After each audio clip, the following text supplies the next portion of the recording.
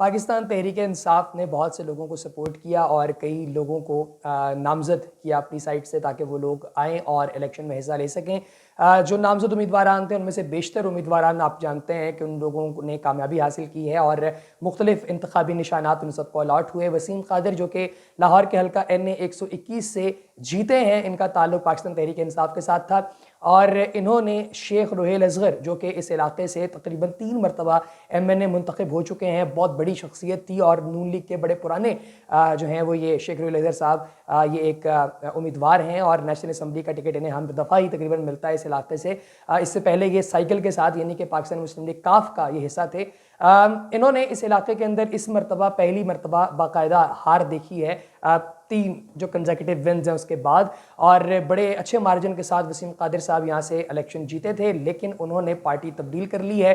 انہوں نے chief organiser Maryam Nawaz کے ساتھ آج ملاقات کی۔ ملک سیف الملوک کھوکھر بھی اس موقع پر موجود تھے اور وہاں پر انہوں نے کھڑے ہو کر اس بات کا ببانگ دوہل اعلان کیا کہ وہ اب اپنے گھر واپس آ چکے ہیں اور انہوں نے پاکستان مسلم لیگ نون جوائن کر لی ہے۔ پاکستان مسلم لیگ نون جوائن کرتے ہوئے وہ بڑے خوش دکھائی دے رہے تھے اور یہ بھی کہا جا رہا ہے کہ اس علاقے کے اندر لوگوں نے بڑی انتھک محنت کر کے انہیں جتایا تھا۔ ان کی جیت میں لوگوں کا بڑا اہم کردار ہے، خاص طور پہ میرے اپنے کچھ رشتہ دار ایسے ہیں دوستو جنہوں نے بہت زیادہ کام کیا تھا ان کی کیمپین کے لیے، اور ان لوگوں کی جو ہے وہ اس وقت جو مایوسی ہے وہ میں اب ظاہر آپ کو دکھا تو نہیں سکتا، لیکن یہ ہے کہ اس کا اظہار انہوں نے بہت شدت بھرے انداز میں کیا، بڑے شدید الفاظ میں کیا ہے۔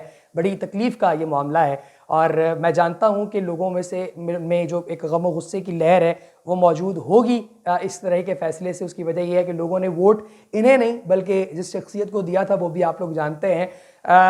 بے شمار ایسے لوگ ہیں جو کہ شاید خوش بھی نہیں تھے اس شخصیت کو جو ہے وہ اس علاقے میں کھڑا کرنے کے حوالے سے، لیکن ظاہر ہے کہ فیصلے خان صاحب کے تھے اور انہوں نے انڈیپینڈنٹلی یہ سارا معاملہ کرنا تھا تو انہوں نے کیا۔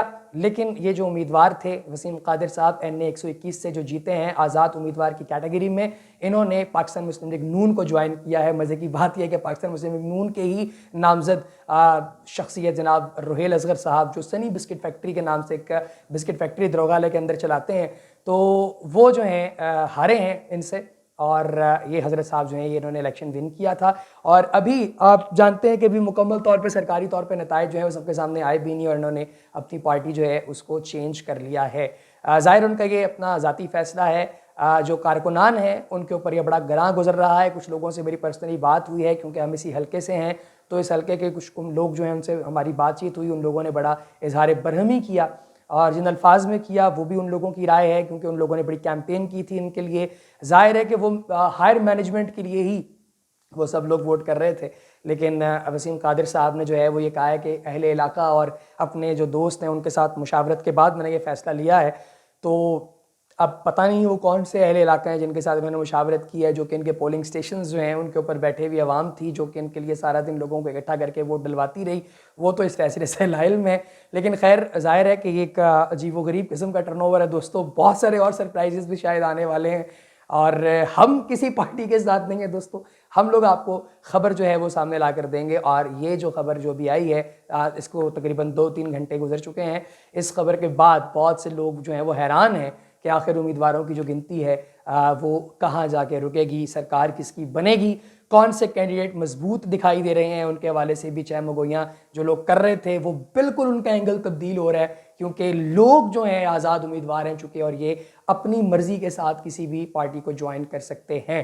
آپ لوگوں کی اس بارے میں کیا رائے ہے دوستو؟ کمنٹ سیکشن میں ضرور منشن کیجیے گا اور وسیم قادر صاحب کے بارے میں آپ کی کیا رائے ہے وہ بھی کمنٹ سیکشن میں لکھیے گا، اور مریم نواز جن کے ساتھ جوائن کر کے انہوں نے اپنی پارٹی چینج کی ہے ان کے بارے میں آپ کی کیا رائے ہے؟